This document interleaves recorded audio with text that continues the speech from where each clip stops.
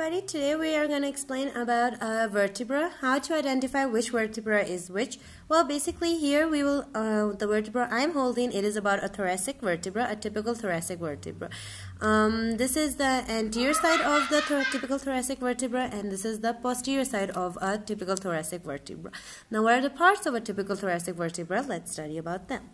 First of all, here you can see that this rounded part, this whole thing, this is known as the body of a typical thoracic vertebra. Then here on the sides, as you can see clearly here, these are known as your superior costal facets. Here on one side and here on the other side is your superior costal facet. Then on this one that you can see this rounded side, this is known as the vertebral foramen. Now coming to the sides. Here between here you can see this line here, this one. This is known as the pedicles of the typical thoracic vertebra on each side. Here this is one pedicle and here is the other pedicle. Then here you can see that these two notches, these are known as the superior articular process where they bind with the first or second or which about the rib. Then here you can see that on the lateral side they are moving and you can and they form a process. This process is known as the transverse process. And here this one, the tubercle, you can see this one. This is known as your facet for tubercle of the ribs.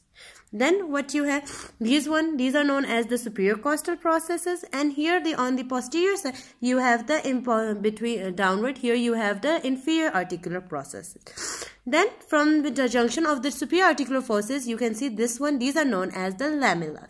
Then the junction of the two lamellas, they move downward and they form a process, and this is known as the spinous process or simply the spine of a vertebra.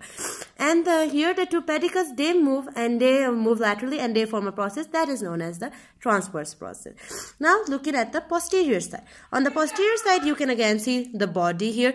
Then you have the two petals, then you have pedicles, then you have the two laminas, and this one is the spine. Now the junction and this one, these are the transverse processes, these are the superior articular processes, and below moving downward towards the lamella are your inferior articular processes. So that is how you can identify a typical thoracic vertebra.